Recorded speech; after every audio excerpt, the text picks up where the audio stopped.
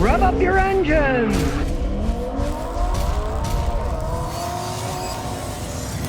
Alright, today we got an F-150. It does have over 350,000 miles. It's running rich on one side.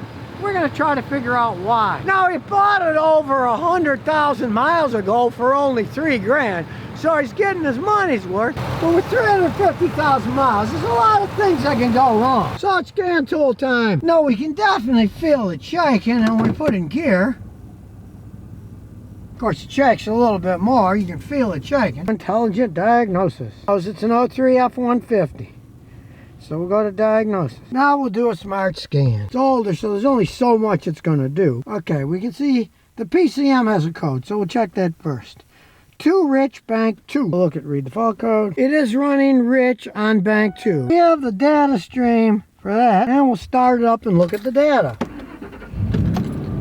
Blue is good, other colors are bad, so let's start to look at it. Everything's been blue. I don't see any bad data yet. As we can see, the pulse width on bank 1 that's running fine is 0.004 to 0.005, and this is 0.004 to 0.003. So the computer is deliberately pulsing the number 2 bank less. It feels that the engine's running rich on that side, so it's giving it less fuel to compensate for it. And when we rev it up, you can see bank 1 stays steady, but bank 2 goes between 0.004 and 0.003. Keeps trying to compensate. Neither the sensor 1 or sensor 2, so you can't blame the oxygen sensors. They're just reporting to the computer that the bank 2 is running richer than bank 1, so it tries to lean it up. We check for injector faults. There's no error in 1, 2, 3, 4, 5, 6, 7, or 8. That can often be misleading for one reason. That's checking the internal electrical resistance. They can be electrically okay,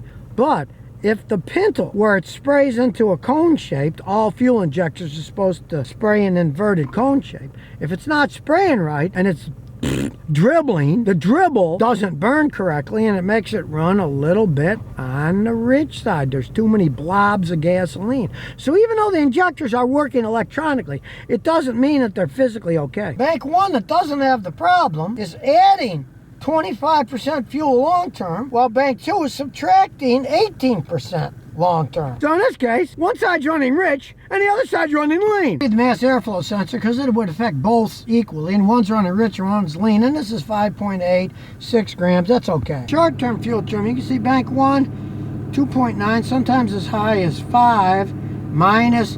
It's going up and down, where the short-term fuel trim on bank 2 keeps subtracting. It never goes to the positive. It's subtracting the whole time. It's really moving around. Now, I went into the General Electrical mod that had codes, and it has an interesting codes. The battery voltage level is too low. So I tested the battery, and he says it's as old as the truck. It came with the truck 100,000 miles ago.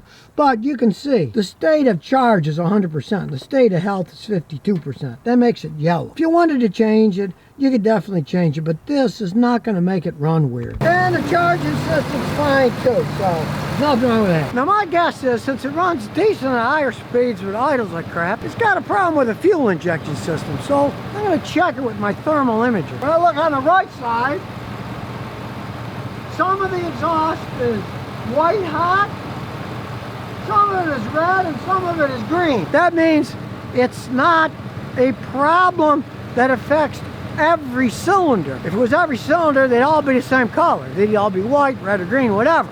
So let's look at the other side. Now that side is more continuous. They're all white. So the one side, they're relatively the same temperature-wise, but the other side is all over the place. And you saw when we looked at the short-term data, one side was running rich and one side was running lean. You can't get it running rich from a vacuum leak. Vacuum leaks, if they're sucking air, always make them run lean because you get too much air, not enough fuel. So it definitely leads me towards fuel injection problem. They're probably carboned up. So we'll get the ATS cleaner. Throw it in the gas tank, pour it all in. Now we're going to take it for a serious drive. Now, does cleaner always work? No, of course it doesn't always work, but it's the best thing to try rather than buying 8 expensive fuel injectors. Well, now we're going down the road. Let's see what it sounds like. Doesn't sound all that bad, and we just started. It was low on gas to begin with, a little under half a tank. So it's more concentrated. Normally you want to drive a couple hundred miles, but already I can feel it shake less, so I'm going to look at the data. Now the original code, which I didn't erase yet, it's got a stored code that it was running too rich. That was at a low speed. It tripped because the long-term fuel trim on bank 2 was minus 20, was subtracting 20% fuel. Well, as you can see, the long-term fuel is starting to go down. Now it's minus 18, minus 17 instead of minus 20. And even better, the short-term fuel trim only subtracting 1.6. Not much. And as we rev it up, it certainly sounds a lot better. So it's starting to erase less fuel, meaning it's running less rich. When a car runs rich, it's got to subtract fuel to try to make it even out. And it's already starting to do that. The interesting thing about this cleaner is, a lot of these cleaners, they work best on a hot soak. That's what it's doing now.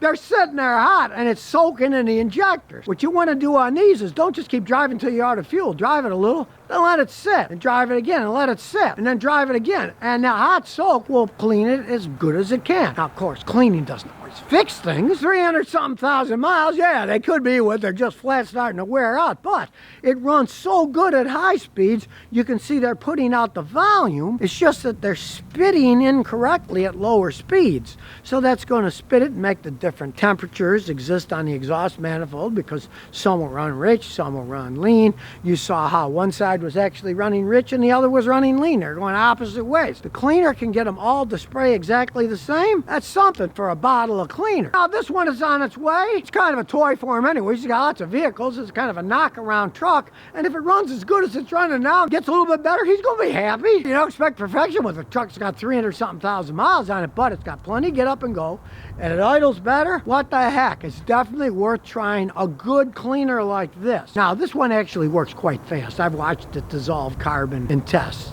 It works pretty fast. You still though want to give it 100, 200 miles and do the hot soaking like I said, because when they're hot and they're soaking, that helps get rid of all the carbon buildup too, not just while they're running. So don't just put it in and then drive it 200 miles and fill it up. You want to have it sitting hot soaking for a while too.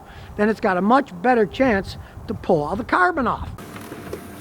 And here's some bonus questions and answers. Well, here's some interesting information from a viewer, Mike F. Robbins. Unfortunately, Toyota's had a problem with the V6 engine. Last year, I got a 2020 Toyota Sienna, and after 20,000 mile service on the Sienna, the engine was making noise. It was rattling. My issue ended up being a rod and main bearing failure. The dealer wanted to put a short block in it. With all the metal you can see in the pan, I refuse, since the top engine's going. Considering they haven't received the parts to fix the Sienna after 2 months, I traded it in on a 2021 Sienna. I watched your video about noise in that V6 Toyota engine. You're right, some of them aren't made right. I call them as I see them. It's not all of them. I had the guy bring me the 4Runner that had a V6 engine. It was making all kinds of rattling noises, especially on startups. I had a 12-year-old one with 300-something thousand miles that didn't make any noise. Certainly well made back 12 years ago. But I also had, a couple days later, another man came with his car, and his wife had a 1-year-old 4Runner with the V6 engine. He said, Scotty, I'm worried. I saw your video, but the engine's not made right.